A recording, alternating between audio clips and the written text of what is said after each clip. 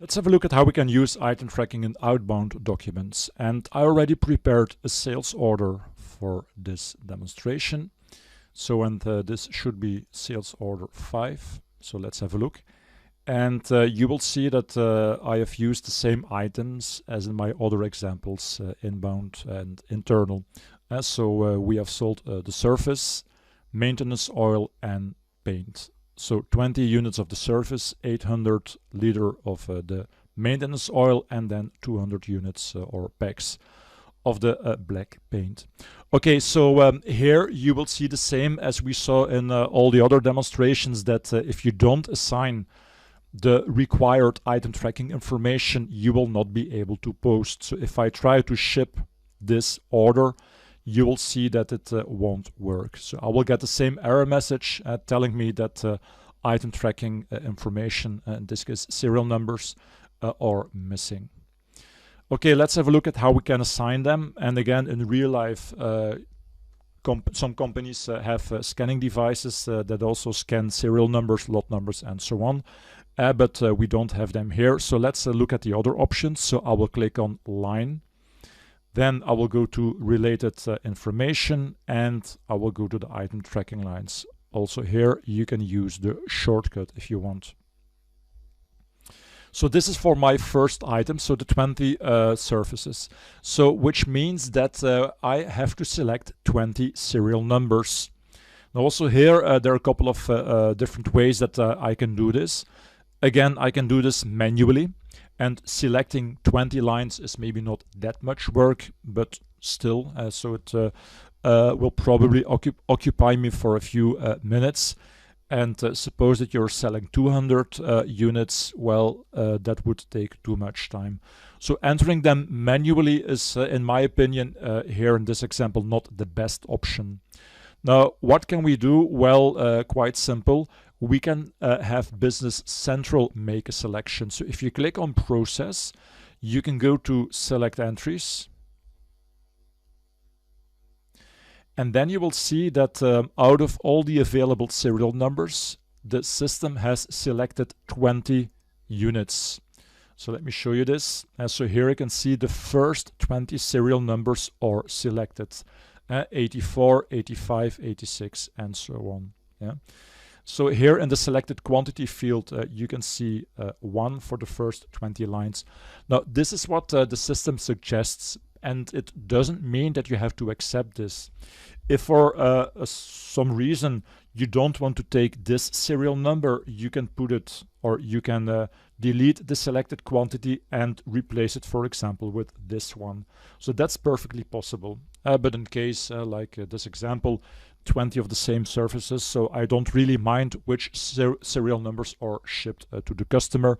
So in most cases, the default selection of Business Central is okay. Again, most important is that we have now 20 unique serial numbers that we can insert on the item tracking lines.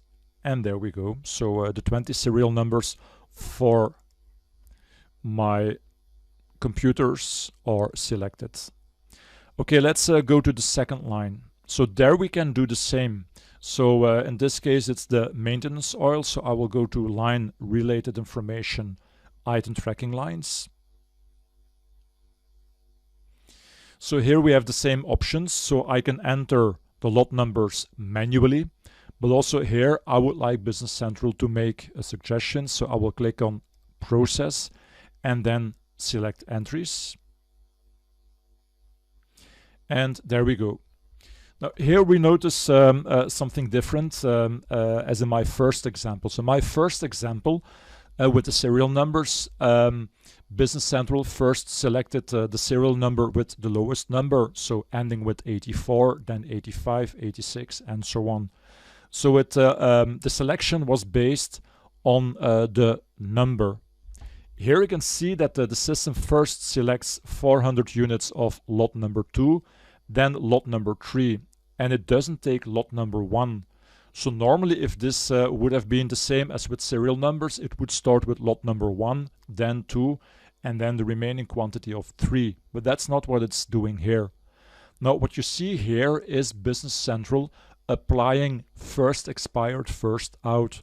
So the sorting here is not done anymore on the lot number, but on the expiration date. And that's because we use expiration dates for this item tracking code. Now, to make this more clear, what you can do is go to personalize and just add the, let me click here on plus field, just add the expiration date to the page. So if I add expiration date, let's put it here. You will see now how this is sorted. So first, the one with the oldest expiration date are used, and then the more recent one, and this is the last expiration date, December 1st, which is not used here. All right. So that's what we see here, and I will just accept. There we go. And then finally the black paint. So let's go to line, related information, item tracking lines. And again, we can do the same here. So I can click on process, select entries. So the system makes a suggestion. Here in this case, it's again based on the lot number, so no expiration dates. And besides the lot number, it will also add the package number, as you can see here. Okay, so let's click on close. So and there we go. All the information is assigned. Let's go ahead and post. So I would like to ship these items to the customer. And then we get an error. Now, if you watched carefully, you probably saw that one of the expiration dates is in the past. So here you can see the work date of Cronus. It's April 12, 21. And one lot, if I remember well, lot number 2, has an expiration date in 2020. And for the item tracking code, I enabled strict expiration posting. So let me quickly show you. If I go to item tracking codes, lot all, there it is. And if I scroll down, remember I have enabled strict expiration posting in the module on setting up item tracking codes. So, and this is what strict expiration posting means. So if we have an expiration date before the posting date, it's not possible to ship these items anymore to the customer. So what we need to do here is manually select the units. So I need to go back to my item tracking lines. And the problem is with lot number 2. So we cannot use lot number 2. So I have to remove this. Delete line. Yes. And then check how many units that we have in the other lots. So here in lot number 3, we have 500 units, and in lot number 1, we only have 100 units.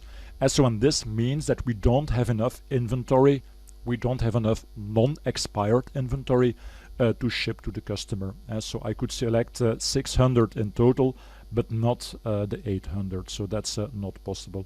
So just an example to show you that the system, of course, takes into account all these settings that we do, like creating the lot number information cards, like strict expiration posting, like sorting lines, first expired, first out, when working with item tracking in Business Central.